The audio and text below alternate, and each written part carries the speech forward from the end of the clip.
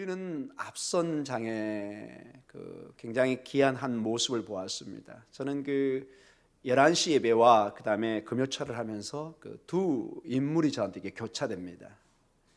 유두고라는 한 사람이 젊은 청년이 있었죠, 여러분. 하루 종일 일을 하고 사도 바울이 이제 금방 내일이면 떠나기 때문에 마치 우리가 어렸을 때 부흥사경회를 하듯이 그 말씀을 듣기 위해서 다 어른들은 앞에 앉고 본인은 젊으니까 저 삼층이에 창틀에 이렇게 앉아 있다가 말이 길어지고 또 등불과 촛불이 막 타면서 공기가 희박해지면서 그가 피곤해져 조는, 그러다가 떨어져 죽는, 하나님의 은혜로 사도 바울을 통해서 하나님이 생명을 살리는, 저는 그러한 말씀을 보면서 피곤하지만 하나님의 은혜를 사모해서 그 자리에 앉아 있었기 때문에 유두고는 평생 잊을 수 없는 하나님의 흔적을 본인이 체험한 것입니다. 말로만 듣고 귀로만 들었던 그 복음의 능력을 본인이 직접 체험하는, 바라는 여러분도 마치 욥의 고백처럼 내가 지금까지 귀로만 들었는데 내가 이제 하나님을 눈으로 봅니다 하는 것처럼 주님을 직접 체험하고 느끼고 그 복음의 능력으로 다시 일어나는 그러한 놀라운 경험과 또 믿음의 간증이 있기를 축원합니다. 이 시대에 많은 것들이 너무나 우리를 유혹합니다. 너무나 많은 것들이 우리를 위험하게 합니다. 오직 주님만이 우리를 살리고 붙들 수 있습니다. 유두고가 자기는 그런 일이 있을 줄 전혀 몰랐겠죠. 그저 사랑하는 사도가, 선생님이 이제 내일 떠나기 때문에 말씀을 사모해서 와서 피곤하지만 얼마나 집에 자고 싶었겠습니까?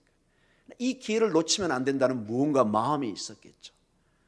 그 자리가 정말 기대치 않게 주님을 만나는, 죽음에서 생명의 부활을 체험하는 본인의 큰 간증거리가 오고 가는 2000년 역사의 교회에 적혀져 있습니다. 예수님이 십자가의 길을 가는데 예수님이 너무 지치고 상하여서 채찍에 맞고 군인들의 그 모진 박해 속에 쓰러지고 넘어져서 도저히 십자가를 질 수가 없어가지고 로마 군인에 의해서 구레네 시몬을 대신 불러서 그 짐을, 그 십자가를, 그 고난의 그 짐을 지고 가게 합니다. 본인은 어떨 길에 아무런 준비가 안 된 상태에서 그걸 한 것 같지만 사실은 주님의 준비하심이요, 그의 아들 알렉산드로와 루포가 평생의 모든 하나님의 책에 기록되면서 마가복음에 또 저 로마서 16장에 사도 바울의 간곡한 기도에 칭찬을 할 사람으로 그 루포와 그의 어머니를 문안하라. 나의 믿음의 어머니와 같다. 나에게 얼마나 귀한 사람인지 모른다. 때로는 우리가 주님의 십자가를 지고 갈 때 힘들고 원치 않을 때도 있고 좀 내려놓고 싶고 그렇지만 억지로라도 하나님의 십자가를, 주의 복음과 동행할 때 주님은 반드시 생명으로 영원한 하나님의 면류관으로 채워줄 줄 믿습니다. 그것이 오늘 성경에서 계속 흐르는 하나님의 큰 가르침입니다. 신앙은 정말로 믿음이 없으면 뜬구름 잡는 것처럼 보입니다. 어리석어 보입니다. 아무런 없는 것을 허공에서 이렇게 보이지 않는 그 하나님을 예배한다는 것은 정말로 믿음이 없이는 불가능한 일입니다. 우리의 모든 인간은 3차원을 넘어가면 이게 이해가 안 갑니다. 눈에 보고 만지고 이 차원을 넘어가면 우리는 이해가 안 되는 부분입니다. 믿음은 그러나 보이지 않는 영역 속에서 우리를 초청합니다. 너가 복음과 함께할 때 거기에 생명이 있는 것을. 오늘 이 본문을 계속해서 보면 오늘 13절에서 16절에는 사도 바울이 급히 이렇게 서둘러서 가는 어떤 선교의 여정의 길이 나옵니다. 사도 바울이 급히 가야 될 일이 있습니다. 자, 쭉 그 선교 여정이 나오죠. 13절에 아소라는 곳입니다. 좀 어려운 적이지만 터키 한 부분입니다. 아소와 그 다음 아소에서 미둘레네 14절에, 그 다음에 15절에 기오, 그 다음에 사모, 그 다음에 밀레도, 전부 다 에베소 교회 근처들입니다. 그 근처로 해서 이렇게 그 터키 지역에 지중해 쪽 해안선 쪽입니다. 이렇게 해서 사도 바울이 지금 에베소 교회도 들리지를 못합니다. 16절 우리 같이 읽어볼까요? 바울이 아시아에서 지체하지 않기 위하여 에베소를 지나 배 타고 가기로 작정하였으니 이는 될 수 있는 대로 오순절 안에 예루살렘에 이르려고 급히 가미러라. 여러 가지 급히 가려는 이유도 있었을 것입니다. 오순절 지금 얼마 남지 않는 그 중요한 명절이 기다리고 있었고, 우리가 여기서는 직접 언급은 안 돼 있지만 사도 바울은 지금 여러 교회에 큰 헌금을 가지고 있습니다.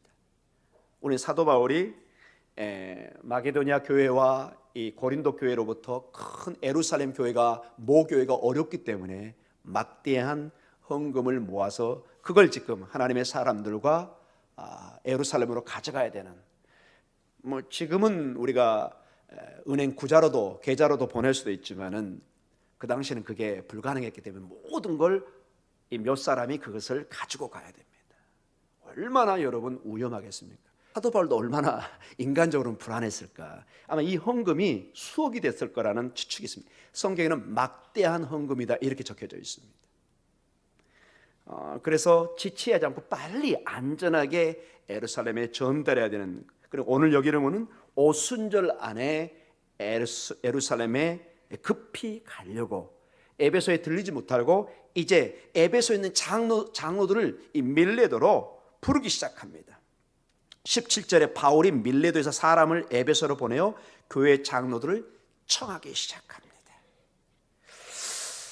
저는 이 사도 바울의 이제 인생이 이제 선언되면서 사실은 여러분 그 25절도 보면은 이게 마지막 에베소 교회와 인사였습니다. 25절 한번 읽어볼까요?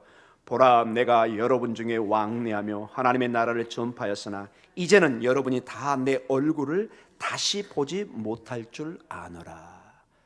사도 바울은 이제 다시 에베소로 가지 못하고 나중에 기록을 보면은 사도 바울은 바로 이제 로마로 갑니다. 그리고 로마에서 마지막 소원이 지금의 스페인 쪽으로, 다시스 쪽, 즉 스페인 쪽에 마지막 복음을 전할 계획이 가지고 있었지만은 아쉽게도 사도 바울은 로마에서 참수용으로 죽게 됩니다. 더 이상 이제 에베소로 갈 수 없는. 그래서 여러분 전반적으로 오늘 나와 있는 내용은 한마디로 farewell speech, 즉 마지막 작별 인사입니다. 사도 바울은 기도하는 사람이기 때문에 직감적으로 느낍니다. 내가 이제 여길 다시 올 수 없겠구나. 여러분 사도 바울이 얼마나 이 성도들을 눈물로 겸손으로 섬겼는지 이제 막 가슴이 애리기 시작합니다. 마치 여러분의 사랑하는 딸을, 아들을 한 수년을 외국에 보낸다고 생각해 보십시오. 여러분 군대만 보내도 어떤가요? 우리 어머니들 모든 그 마음의 감흥이 사라져 있는 그것을 보게 됩니다. 그런데 이제 사도 바울이 오늘 우리가 이 본문을 보면 느끼겠지만은 얼마나 그가 이 마지막 작별의 인사를 하면서, 여러분 사람이 작별을 인사를 한다, 내가 고별 설계를 한다, 유언을 남긴다, 내 사랑하는 사람에게 이게 마지막도 될 수 있는 말을 남기려 할 때는 진실이 나옵니다. 여러분 유언이라는 게 왜 힘이 있느냐? 유언은 거짓말을 할 수가 없습니다. 물론 그것을 속여서도 할 수 있지만 우리가 생각하는 상식에 마지막 죽음을 앞두고 마지막을 앞두고 말하는 것은 대부분 진실을 얘기합니다. 그게 굉장히 중요한 신중한 뜻이 있는 것이죠. 자, 오늘 여기 본문에 보면은 이제 사도 바울이 모든 일정을 3차 선교 여행을 마쳐가면서 이제 예루살렘을 향해 가기 전에 이제 이게 마지막이 될 수 있기 때문에 본인이 거기 들어가면은 여러분 아시잖아요. 성도들이 그냥 바지가랑이 잡고 식사하세요 그러면 이제 또 시간이 지체되니까 아예 그것을 끊기 위해서 아예 본인은 밀레도에 남아 있으면서 에베소에 사람을 보내서 장로님들, 책임자들을 오게 하십니다. 교회의 어른들을, 지도자들을 오게 해서 쭉 이제 말씀을 하는 걸 봅니다. 이러한 작별 인사는 성경에 종종 나오는 중요한 어떤 그 성경의 하나님의 메시지가 전해질 때 이러한 작별의 내용 또는 마지막에 설교 같은 것이 전해집니다. 여러분 어떤 인생의 마지막, 여러분의 자녀들에게, 여러분 가까운 사람에게 어떤 유언을, 마지막 작별의 인사를 하고 싶습니까? 야곱이 죽기 전에 아들들에게 작별의 인사, 작별의 당부를 합니다. 이게 창세기 49장에서 50장에 나옵니다. 모든 자녀들을 축복을 하면서 그 자녀의 모든 앞으로의 운명을 믿음 안에 그 인사들을 해갑니다. 그리고 모세가 이제 약속의 땅에 들어가지 못한 날 본인이 압니다. 그의 후계자인 여호수아가 요단강을 건너서 가는 걸 알기 때문에 모압 평지에서 전체 이스라엘 백성들을 모아놓고 작별 설교를 합니다. 그게 사실은 전체 신명기의 메시지입니다. 신명기라는 게 두 번째 하나님의 말씀 율법이란 뜻인데, 이게 사실 시내산에 주신 말씀을 다시 광야의 2세대에게 이제 너희가 약속의 땅에 가서 어떻게 살아야 될 것인가, 무엇이 축복이 그리고 생명의 길인가를 다시 주시는 말씀, 사실 마지막 유언의 설교와 같이 말씀을 주십니다. 이 모습을 봤던 여호수아도 이제 그의 인생이 다하고 죽을 날이 가까웁니다. 힘이 세해집니다. 여호수아 23장 1절에서 24장 27절에 이스라엘의 모든 지파를 불러서 여러 가지로 당부하면서 그 유명한 말을 합니다. 나와 내 집은 여호와를 선택하라. 너희도 선택을 해라. 너희가 이제 무엇을 선택할지 너희에게 자유를 주겠다. 그러나 나와 내 집은 아브라함의 하나님, 이삭의 하나님, 야곱의 하나님, 이 생명의 하나님 우리는 섬기겠다. 이렇게 얘기를 합니다. 여러분, 이게 왜 선언이 중요하느냐? 이 여호수아가 바로 끝나고 바로 사사기에 이스라엘 백성이 어떤 선택을 할 때 완전히 그들의 인생의 운명이 갈라지는 걸 보게 됩니다. 여러분, 여호수아와 사사기는 180도로 내용이 달라져 버리는, 하나님을 바로 섬기지 못할 때 우리에게 아무리 하나님의 백성들이지만 어떤 결과가 나온지를 극명하게 보여주는 것이 사사기라는 것입니다. 여러분이 아마 깜짝 놀랄 겁니다. 이 여호수아의 이 믿음의 승리의 백성들이 어떻게 사사기에 이런 타락한 신앙을 가지고 있느냐. 여러분, 하나님의 말씀은 항상 마음에 새겨야 됩니다. 과거에, 어제, 10년 전에 내가 은혜 받은 신앙으로 그럼 지금은 뭡니까 여러분? 제가 늘 농담식으로 얘기했죠. 어떤 사람이 금을 좋아하는데 집에 왔더니 집에 아내는 현금을 좋아한다고 그러고, 우리 교회는 뭘 좋아해야 된다고요? 지금이 중요합니다. 지금 내가 하나님 앞에 어떤 모습으로 있는지. 우리 예수님도 마지막 설교를 합니다. 대표적으로 요한복음 13장에서 17장에 보면은 이제 예수님은 아십니다. 곧 십자가 달려 죽으실 거를, 제자들을 남겨놓고 이제 하나님 나라로 가야 될 것을. 그래서 예수님은 죽음을 논할 뿐만 아니라 이제 보혜사 성령을 통해서 새로운 삶을 준비해야 될 것을, 곧 이 성령은 예수의 영으로 복음과 함께 주님과 함께 동행하는 것을 도와주는 그런 것을 보여주고 있습니다. 디모데 후서도 베드로 후서도 모두가 사도들이 죽음을 앞두고 쓴 편지들입니다. 사도 바울이, 베드로가 이 편지를 쓰고 전부 다 참수형으로, 베드로는 십자가에 달려 죽는 모습을 봅니다. 여러분, 그래서 오늘 사도 바울의 이 작별의 이 인사, 이 작별의 내용을 보면서 우리의 삶에 큰 도전이 있기를 원합니다.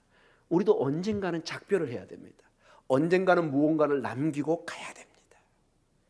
누구에게나 찾아오는, 우리는 때로는 사도 바울이 특별한 사람이라 이렇게 특별한 믿음 생활을 했다고 생각하는데, 여러분 그렇게 접근하지 마시고, 사도 바울은 여러분과 저와 동일한 성정을 가진, 때로는 기쁨을 갖고 때로는 화도 낼 수 있고 지극히 평범한 한 사람인 것을 잊지 마십시오.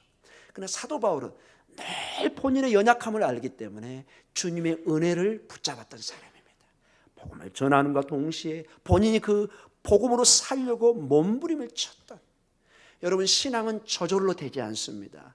하나님의 은혜가 있지만은 마치 우리가 밥을 먹지 않으면 내 건강을 유지하지 못하는 거지. 집에 아무리 많은 쌀과 곡식과 고기가 있어도 내가 음식을 해서 먹지 않으면 그것은 그림의 떡이 되는 것입니다. 하나님의 은혜도 내가 먹어야 되는 것입니다. 내 살을 먹으라, 내 피를 마시라, 먹고 마셔야 되는 것입니다. 굉장히 우리 신앙은 수동적인 것 같지만 때로는 굉장히 능동적인 것을 요구합니다. 오늘 사도 바울의 인생을 다시 한번 보면서 그의 삶은 과거와 미래를 구별하면서 작별 인사를 하기 시작합니다. 자, 17절과 21절까지는 그가 이제 과거의 내용을 어떻게 그가 살아왔고 어떻게 에베소 교회와 그들이 동일하게 얼마나 그 믿음으로 살아왔고 복음으로 그들을 돌보고 함께 했는가를 과거를 한번 돌이켜 봅니다. 우리 17절부터 한번 읽어볼까요? 바울이 밀레도에서 사람을 에베소로 보내어 교회 장로들을 청하니 오매 그들에게 말하되 아시아에 들어온 첫날부터 지금까지 내가 항상 여러분 가운데서 어떻게 행하였는지를 여러분도 아는 바니. 자, 여기까지 읽까요? 18절. 바울은 에베소 교인들과 이렇게 동일시합니다. 성도와 함께, 그래서 함께하는 목사의 삶이 얼마나 중요한지 저도 이 말씀을 보면서 매우 도전을 받았습니다. 사도 바울은 이 교인들과 이렇게 함께 행했던 것을 고백합니다. 그리고 더 도전적인 말씀이 19절입니다. 같이 읽을까요? 곧 모든 겸손과 눈물이며 유대인의 강교로 말미암아 당한 시험을 참고 주를 섬긴 것과.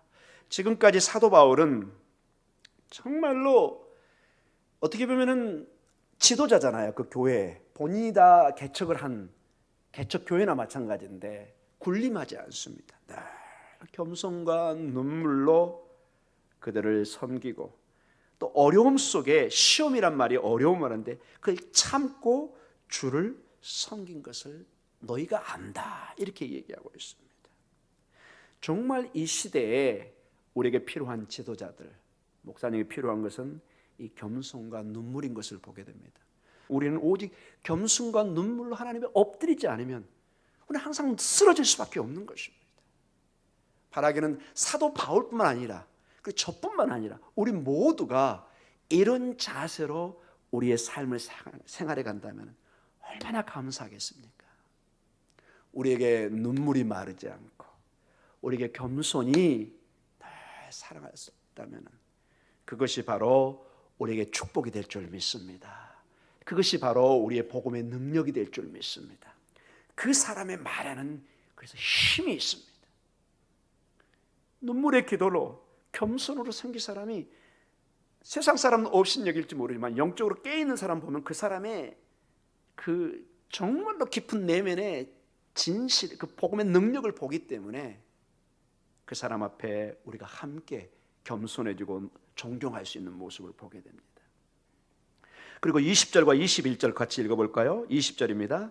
유익한 것은 무엇이든지 공중 앞에서나 각 집에서나 꺼리낌이 없이 여러분에게 전하여 가르치고 유대인과 헬라인들에게 하나님께 대한 회개와 우리 주 예수 그리스도께 대한 믿음을 증언한 것이라. 과거의 사도 바울의 모든 인생을 한마디로 종합하면은 복음만을 가르치고 전파하고 선포했습니다. 복음, 즉 예수 그리스도와 함께했습니다. 예수 그리스도. 사랑하는 성도 여러분, 저는 여기서 많이 저 개인에게 오늘 말씀을 묵상하며 도전을 받았습니다. 우리의 인생이 예수 그리스도와 함께하면은 그게 실패처럼 보이지만은 반드시 하나님이 들어서실 줄 믿습니다. 복음이 생명이고 영원히 빛나는 빛과 같은 존재이기 때문에, 그러한 진리이기 때문에 이 복음과 함께하는 삶은 쓰러지나 넘어지질 않습니다. 빛은 하나 반드시 하나님은 우리를 귀하게 높입니다. 하늘의 별처럼 다니엘서에 나와 있는 것처럼 그분과 하면은 그분 자체가 귀한 존재고 온 우주의 하나님의 비밀이고 하나님의 영광이기 때문에 그분과 함께하는 삶은 무조건 승리하는 것입니다.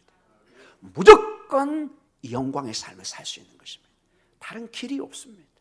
오직 복음과 함께 진리와 함께할 때 진리가 드러나는 것입니다.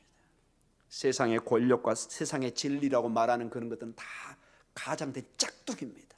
짝퉁과 함께하는 사람은 짝퉁의 결과밖에 없습니다. 여러분, 진리라고 다 같은 진리가 아닙니다. 오직 여기에 나와 있는 21절에 우리 주 예수 그리스도에 대한 그 믿음, 그것을 증언하는 삶, 그 복음, 예수 그리스도가 바로 복음입니다. 복음, 기쁜 소식, 그 소식과 함께하는 삶이 얼마나 귀한지 지금도 우리가 주님만을 섬기고 높이지만 감히 사도 바울을 우리가 존경한다, 이 단어를 쓸 수 있는 그 근거가 무엇이냐? 그가 복음과 함께 살았기 때문에 그렇습니다.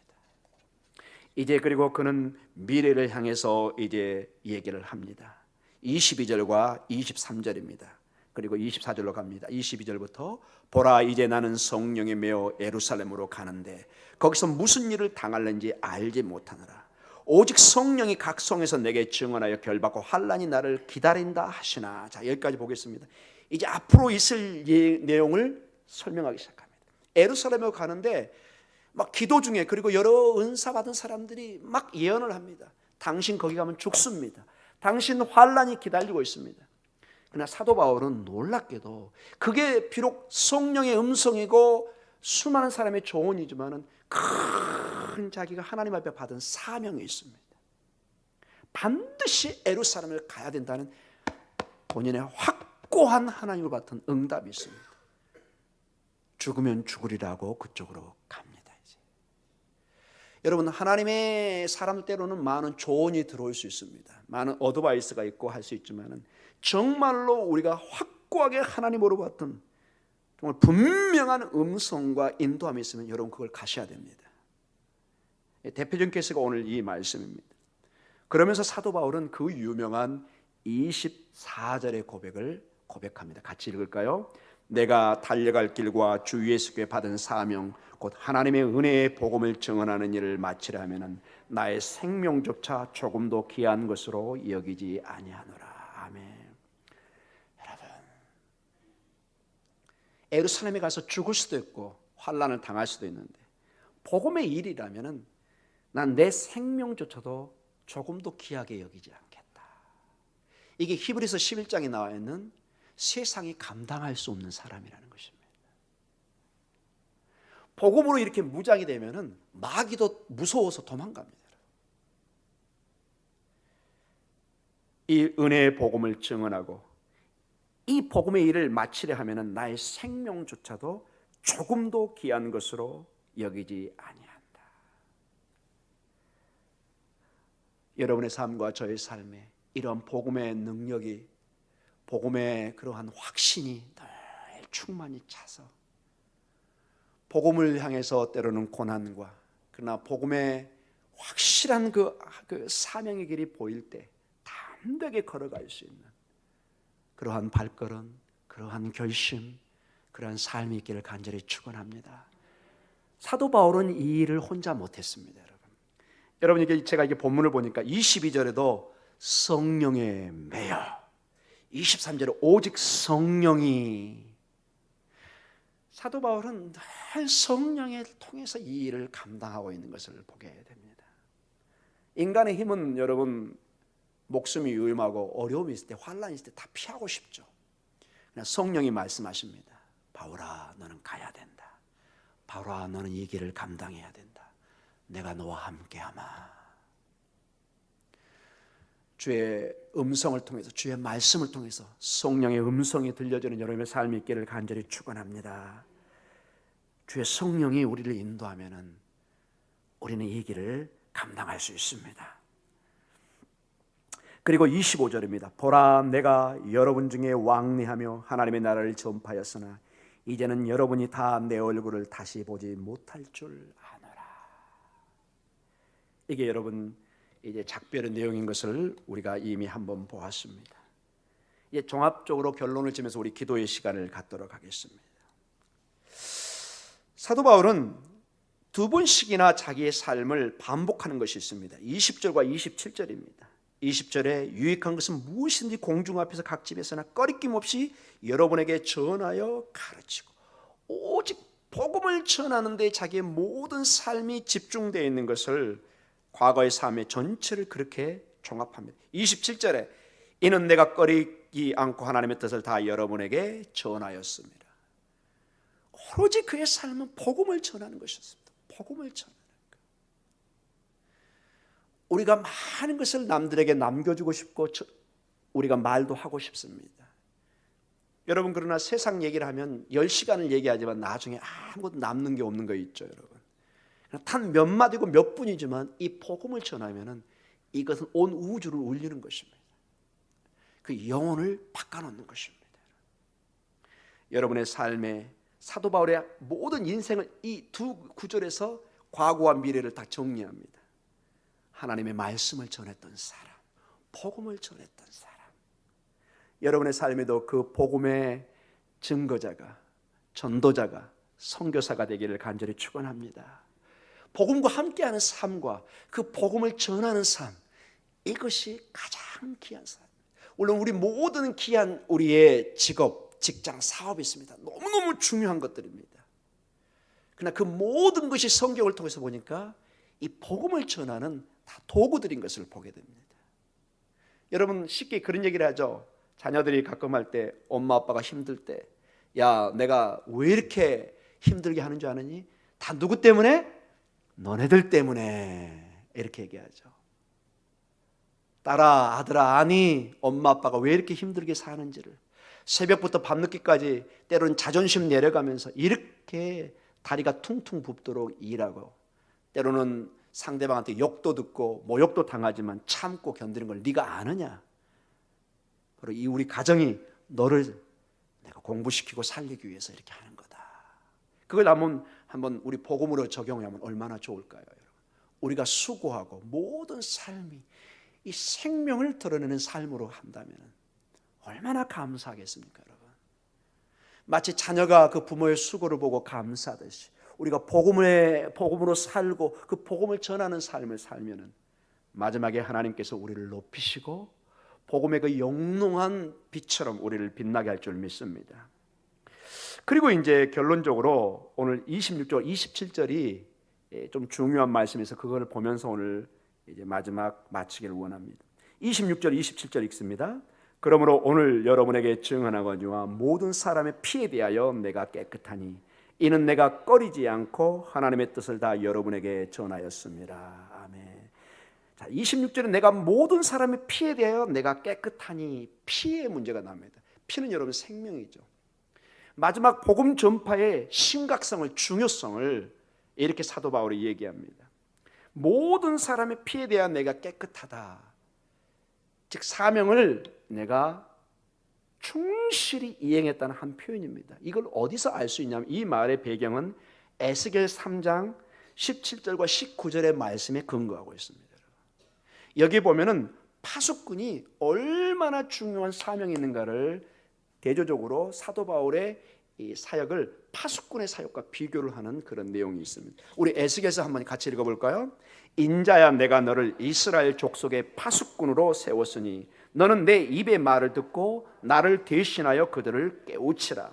가령 내가 악인에게 말하기를 너는 꼭 죽으리라 할 때 내가 깨우치지 아니하거나 말을 악인에게 일러서 그의 악한 길을 떠나 생명을 구원하게 하지 아니하면 그 악인은 그의 죄악 중에 죽으려니와 내가 그의 핏값을 내 손에서 찾을 것이고 내가 악인을 깨우치되 그가 그의 악한 마음과 악한 행위에서 돌이키지 아니하면 그는 그의 죄악 중에서 죽으려니와 너는 내 생명을 보존하리라. 자, 이게 무슨 말일까요? 여러분 고대 세계의 성에는 파수꾼이 워치맨, 적군을 항상 감시하는 사람이 있었습니다. 적군이 오면 빨리 나팔을 부든지 소리를 꽹가를 치든지 해서 빨리 준비해서 성이 준비를 해서 전쟁에 대비하게 해야 됩니다. 안 그러면 다 죽습니다. 이게 워치맨, 파수꾼의 큰 특징입니다. 우리나라 같은 경우도 저 멀리에 저 부산 쪽에 애군이 올라오면 중간중간에 빨리 알려서 한양까지 빨리 이걸 알려야 됩니다. 봉화를 올려서 주로 부산 쪽 저기 그 여진족이나 저기 함경도 쪽에 그 당시에 많이 전쟁이 있었으니까 그쪽으로부터 이렇게 봉화가 주로 이렇게 한양으로 올라오는 우리 내용을 우리가 역사 시간에 많이 배웠습니다. 그게 중요한 그 파수꾼의 역할입니다. 그것처럼 에스겔의 이 선지자의 사명이 주의 진리의 말씀을 악인들에게 모두에게 전해서 전하는 데 사명이 있습니다. 그 결과는 하나님이 책임지시고 우리는 무조건 전해야 됩니다. 소리를 질러야 됩니다. 적들이 옵니다. 하나님의 말씀을 드려야 됩니다. 회개해야 됩니다. 그 악인이에게 전하자면 그 핏값을 18절에 누구에게 찾는다고요? 선지자의 너에게 찾겠다는 것입니다. 복음 전하지 않은 우리 교회 성도들에게 그 핏값을 묻겠다는 것입니다. 지금으로 정한다면. 그러나 복음을 전하고 그 악인이 회개하지 않으면 그것은 자기가 자기 복음을 듣지 못한 그 책임을 지고 본인이 그 죄값을 지고 죽는 것입니다. 그러나 너에게는 내가 내 죄값을 묻지 않겠다. 이것처럼 사도 바울은 동일하게 이걸 적용하고 있는 것입니다. 사도 바울은 그의 모든 인생에 모든 사람의 피에 대한 내가 깨끗하다, 즉 복음을 전하기 시작합니다. 그들이 그 복음을 받아들이든 받지 않든 가장 우선순위로 이 복음을 전하기 시작합니다. 이것이 사도 바울이 우리에게 주는 큰 도전입니다. 저에게도 이제 전도를 준비하고 선교나 또 주변의 전도를 우리가 기도하고 늘 합니다. 교회는 어쩌면 이 사명을 감당하지 않으면 교회에 설립 목적이 없습니다. 그 순간부터 이 교회는 하나의 문화센터로 변하기 시작합니다. 복음을 전하는 삶, 그것이 사도 바울의 인생이고 그게 마지막 farewell speech, 작별 인사의 핵심입니다. 내가 바로 이 복음을 전한 사람인 것을 여러분이 기억해 주기를 원합니다. 여러분의 삶에도 이러한 복음과 함께 살고 이 복음을 전하는, 이 생명의 복음을 전하는 마치 파수꾼처럼 복음의 파수꾼의 사명을 감당하시기를 주님의 이름으로 간절히 축원합니다. 주님이 우리에게 마지막 부탁하는 것입니다. 사도 바울이 이제 마지막 다시는 돌아오지 못하는 에베소 장로에게 얘기했다는 것은 에베소 교회 전체에게 한 것입니다. 이제 돌아가서 이 메시지를 전해야 되는 것입니다. 오늘 이 말씀이 여러분에게 전해지고 있습니다. 여러분이 열심히 직장과 삶을 생활하면서 기회만 있으면 이 복음을 전하는, 예수 그리스도의 생명을 전하면, 근데 놀라운 게 이 복음을 전하면은 하나님이 여러분을 축복하십니다. 하나님이 여러분을 높이시고 보호하기 시작합니다. 사도 바울 봐보세요, 여러분. 환난과 죽음이 예루살렘에 기다리고 있는데 복음을 전할 사람이니까 하나님의 때가 아니면 무조건 하나님이 사도 바울을 지키십니다. 복음의 증인자는 하나님이 무조건 지켜줄 줄 믿습니다. 하나님의 때가 되면 물론 우리는 다 가야 되겠죠. 그러나 사명이 있는 동안 하나님은 우리를 축복하시고 지켜주시고 붙드시고 인도하십니다. 가끔 여러분 그런 거 있죠. 큰 죽음의 경험, 엄청난 어려움 속에 불현듯이 스쳐가면서 느끼는 게 하나님이 아직 나에게 사명이 있어서 나를 붙들어 주셨구나. 여러분, 사명자는 당당할 수 있습니다. 하나님의 복음을 잡고 있으면 죽으면 죽으리라. 하나님께서 나를 죽일 수도 있고 살릴 수도 있고, 그러나 모든 것이 내 운명의 주인이신 하나님 손에 있는 것을 보게 됩니다. 사랑하는 성도 여러분, 사도 바울은 연약했습니다. 새벽에 나와서 여러분 새벽 예배를 들으시는 분들은 아마 고린도 전후서를 보면 사도 바울이 외모도 굉장히 보잘것없어요. 그런 장중한데 실제 와서 이게 연설을 하면 너무 사람이 어두해요. 감동을 주질 못해요. 너무너무 사람들이 실망을 줬습니다. 그래서 많은 고린도 교회가 어려움을 줬습니다. 사도 바울이라고 인정도 안 했습니다. 그런 지속적으로 사도 바울은 굉장히 중요한 얘기입니다. 여러분, 이 복음의 삶, 사명의 삶은 그냥 누가 뭐라든지 가는 겁니다. 그냥 꾸준히 성실하게, 물론 넘어지고 쓰러질지 모르지만 주의 은혜를 붙잡으면서 주님, 제가 이렇게 연약합니다. 그러나 주님 은혜 주시면 제가 다시 일어날 줄 믿습니다. 그저 꾸준히 가는 것입니다. 못생긴 놈, 미친 놈, 별소리 다 듣고 그게 무슨 말이냐, 그게 무슨 바보 아니냐, 별소리 다 듣죠. 그저 주님 앞에 엎드리며 기도하면서 여기 보니까 겸손과 눈물로 그 사명을 한 번도 뒤로 후퇴하지 않습니다. 앞만 보고 전진해 갑니다. 여러분의 삶에 전진의 삶이 있기를 간절히 축원합니다. 우리 24절 같이 마지막 읽고 우리 기도의 시간을 갖도록 하겠습니다. 24절입니다. 내가 달려갈 길과 주 예수께 받은 사명 곧 하나님의 은혜의 복음을 증언하는 일을 마치려 하면은 나의 생명조차 조금도 귀한 것으로 여기지 아니하노라. 아멘. 이 말씀이 오늘 여러분의 고백이 되시기를 주님의 이름으로 축원합니다. 아멘.